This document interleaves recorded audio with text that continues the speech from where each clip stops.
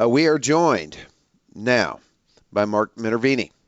He's one of the most successful stock traders in America. You may not have heard of him, but in 1997, he entered the U.S. Investing Championship, traded long only stock portfolio, won the Real Money Investment Derby with a 155% annual return, nearly double the next nearest competitor. He's featured in Stock Market Wizards. His next year, his worst year, was a 128% gain. He's done extremely well. Veteran on Wall Street for more than 30 years. Author of a couple of very good books. And if you haven't read them and you're interested in stock trading, think and trade like a champion, trade like a stock market wizard. Mark, welcome to the show. Nice to be here. I've read both of your books. They're very, very good. They're very good about the process, about risk taking. But first, before we get into all of that, why don't you give us your thoughts on where the stock market is now? Okay, well, right now the economy is in the third longest expansion since 1854, and the stock market, as a result, is in a secular bull trend. But the problem here is that we have some really incredible bullish sentiment that's come in some of these readings, like the investors' intelligence numbers and so forth. They're at some of the highest levels that we've seen, going all the way back to April of '86, and numbers that were just before the crash of '87. Now, I don't think we're going to have a crash like 1987, but the Dow right now is in what we think is in a melt-up. And the median melt-up for the Dow since 1901 was 13.4%, and we're currently up about 20% as of yesterday around the high. And I actually went short the market yesterday as we gapped up in the morning. We're up several 100%. I shorted the market at that point. So I'm actually short the Dow here. I think we can pull back. And if we had a pullback of 5 or even 8%, that would be normal and would still have the bull market intact. Mark, that's one of the things actually I wanted to ask you about was when markets are, some people call them overvalued. Technicians would use a lot of terminology like you're using here, but markets can stay overvalued or high for long periods of time, can't they? Absolutely. You don't want to sell a market just because there's a high PE, or even an individual stock can go a long distance with a PE being high or a valuation. Right now, with interest rates low, you still have a market that's not that overvalued. The PE may be high, but interest rates are so low that the relative valuation is still about fairly valued, or a little bit above fairly valued. And when you get the type of economic, and if you want to call it a perfect storm or the Goldilocks scenario that we have right now, markets generally go about 20 to 50% above fair value, and we're just a little above fair value right now. So longer term, this market can go a lot higher. But in the short term, it's a little ahead of itself, I think, here. Another stat to give you is that the S&P has not experienced a 5% or greater pullback in 391 trading days. And this is the longest, or actually it's the second longest. There's one other time that we went a little bit longer than that. It's the second longest since 1928. So a pullback is due in this market, but the fact of the valuation, as far as economics are concerned, we are in a sweet spot where we're not too strong, we're not too weak, we're able to grow the economy at a moderate pace without igniting inflation, and that's really the key to this the sustained bull market that's lasted for such a long time. You seem to be, in terms of the bigger picture and when the bull market could top, you seem to be worried about the same thing a lot of people are worried about, and that is a policy mistake by the Fed. That the Fed getting too aggressive could ultimately be what really upsets the apple cart here. Yeah, well, historically, stocks will rally during a Fed tightening until a recession starts, or very close to around the time that a recession starts. And the Fed will engineer a recession to curb an inflationary environment. The situation that we have right now, that there is really no inflation problems. If you look at the PCE deflator, if you look at the PPI, CPI, all these various readings are right around the Fed target. They're not running above estimates. So there's really no reason for the Fed to get overly aggressive here. So I don't think that that's a risk at this point. Mark, what's the single, we run into this all the time. By definition, it seems these days the market's so good it's turned value guys into traders. It's turned, quote, the widows and orphans into traders. The lawyers are now traders. The oil men are traders. Everybody wants action. And so I don't know that there's much we can do about that crowd, but if you could advise those people on just one or maybe two traits or disciplines to follow that will hopefully keep them out of the deep end of the pool, what would that be? Well, you have to stay away from trading on emotions and investing on emotions because there's no system in that. And that usually you're doing the wrong thing at the wrong time.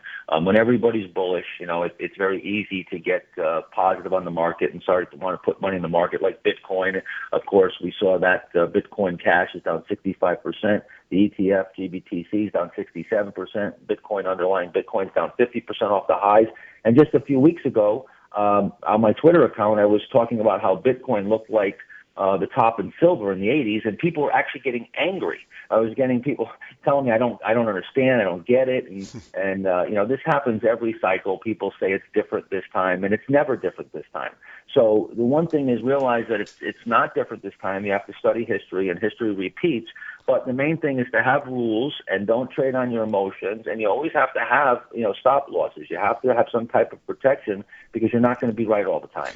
And that's something that, those who have ever read my books know that I'm very risk adverse. That's where I want to go next. Mark, we're up against a break. Can you hang with us another segment? Yeah, sure. That's Mark Minervini, and we'll get back. We'll be back with Mark Minervini. Find out about money management, risk taking, et cetera, et cetera. He's the author of Think and Trade Like a Champion and Trade Like a Stock Market Wizard. You're listening to Money Sense at the opening bell. We are rejoined by our guest, Mark Minervini, author of some very, very good books about stock trading. And if you're interested in stock trading, these are two of the best books that I've read, Think and Trade Like a Champion and Trade Like a Stock Market Wizard. Mark, you mentioned loss cutting. When I read the Market Wizards books by Jack Schwager, when I read your books, when I read the iconic books from William O'Neill or Jesse Livermore, loss cutting is a major, major theme. Talk about loss cutting and how important it is for people who are wanting to trade stocks. Well, no matter how good you are or how long you've been trading in the markets, you're not going to be right all the time. You're going to make mistakes. So the only way to protect yourself from a larger loss is to take a small loss. This is very hard for people to do because they don't want to admit they're wrong. They don't want to take that loss, and there's a fear of being wrong twice. So you take the loss, and then the stock turns around and goes up, and you're wrong twice now. If you held it and you didn't sell it, you would have been profitable or you would have come back to your break-even point. So there's this fear, this double fear. But the bottom line is you have to get away from that and think in probabilities where you're looking to cut your losses at a ratio that is a fraction of what your gains are. And that's really what it comes down to being a professional speculator or making money in the market or speculating in anything is, of course, to have your gains outweigh your losses and do it as many times as you can. So it's the utmost importance of if you want to survive in the stock market over the long term. In terms of taking or using stop losses, Mark, do you use specific numbers? Do you use moving averages? What leads you to this small loss? What's the trigger point to actually take a loss for you? Okay, well, that's a great question. I'm backing into trades based on the entry point being a low-risk entry point. This is, of course, a subject that, I would cover in depth in my book, so I don't have the time to really get into it too deep here. But the bottom line is that I'm looking risk first. So when I'm going into a trade, I'm saying, okay, well, how much, can I afford to lose here? And then hopefully the technical action of the stock is going to intersect with a percentage that I'm happy with or a dollar amount that I'm happy with. If not, if I can't get that technical out and the chart doesn't break down, then I'm just using a straight percentage or even a dollar figure. I mean, you could go into a trade, say, hey, I want to buy X amount of shares, and I'm only willing to lose $500. So if that stock comes down and hits that, that $500 point, you exit it. Of course, if you're not buying right, if you don't have a good strategy and you're buying stocks that are vulnerable to pullbacks all the time, then you're going to be getting stopped out all the time, and you probably have a difficult time using stop losses. So the entry is very important of how you're entering and where you're placing those trades to be able to have that probability that it's going to work out and hold that stop. And then, if a lot of your stops get hit, you'll know the market's not very good and stocks aren't working out. What percentage, I'm sure you've tracked every trade you've made over the last decade or two. What percentage of the time, for someone that's done as well as you've done, what percentage of the time would you say you stop out of a trade? Okay, well, it's people were very surprised to hear that someone that has my type of success is right only about 50% of the time.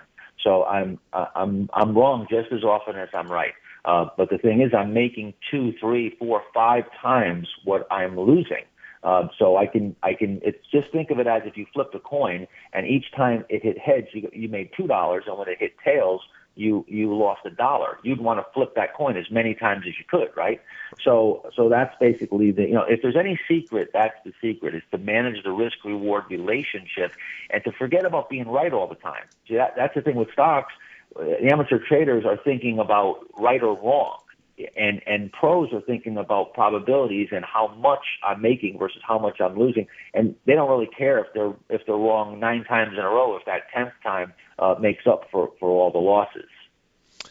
Mark, the markets have been, in many people's minds, driven by central banks over the last, call it 10 years, or close to 10 years anyway. Uh, and asset allocation decisions have been extremely important. Passive investing has been all the rage. Has that made life as a trader more difficult, more easy for you? How has it impacted what you do? Nothing has really changed much. I've been doing this now. This next year will be my 35th year. So I've been doing this for a long time, almost my entire adult life. So, and nothing has really changed. Whether, the Fed is easing and, artificially inseminating the market with interest rates low, QE, of course, those were the training wheels that were on the market. I think we took the training wheels off now. Of course, the Fed is starting to raise rates and the economy is able to move on its own now. That's the same thing that's happened, going back, to the beginning of time here with the market. There's always some reason or some influence, but the bottom line is stocks are going to move based on human emotion, greed, and fear, and also companies that have big earnings and could sustain big earnings are going to be worth more. There's value plays and asset plays and things like that. But the majority of the action in the market is companies adjusting to earnings. So nothing really has changed very much. We talked a little bit, and we talked a lot about risk management, which of course is so key. But let's go to the other side. When you're looking to buy ideas, would you consider yourself momentum trader? How important are earnings? What are 1 or 2 things that have to be in place before you would take a long position? Okay, well, there's 2 things. Of course, there's the technical side and the fundamental side, and I look at both. Some people are purely fundamentalists. Some are purely technicians. I'm what some would refer to as a techno-fundamentalist. I use both. So, but I always want the chart to be in an uptrend. So I want the long-term trend to be up. I'm not looking to be buying the lowest price. I'm looking to buy the right price. And I have to make sure that the technicals are in place, and then I'll look at the fundamentals and see if the fundamentals are supporting and what type of situation I'm in. So, for instance, a growth company, you might be looking for big earnings in the most recent quarters, but when you look at a biotech, 75% of biotechs don't have earnings, so you can't trade on that catalyst. They're trading on FDA approval process and things like that. Stock ANAB is a recent company that I bought several months back, and went up about 60-70% in the last month or two, and made a nice profit in it. People were asking me on Twitter, why would you buy such a company with such poor fundamentals? Well, the stock had just gotten some great news about its FDA approval process, and that was the catalyst. So it depends the category, but generally, we're looking at earnings as the catalyst, and making sure that the technicals are supportive. What does extended mean to you? Is when you see companies, you like the companies, all the things are in place. Let's say you missed what might have been your favorite trigger point. Do you back away from stocks when they look extended, and what does that look like these days? Right. So extended means when a stock is moving up very rapidly or getting away from a base, a consolidation area, and it starts to get where it's vulnerable to a pullback. And you want to stay away from extended stocks because they could have what we call air pockets. They could come in very quickly and have sharp declines. And if you're trying to trade from a low risk standpoint, you're trying to use those stop losses, you could have a 10 or 15% decline, and it's still normal within the but you won't know until after the fact, and you'll get stopped out of the stock. So extended stocks are when they run up away from the base. The safest place to buy a stock technically is when it's emerging out of a sound consolidation and just coming out of that consolidation and not chasing it up more than a few percent out of that base. Mark, you've been a great guest. Where can people that want to be familiarized with your services, where do they go?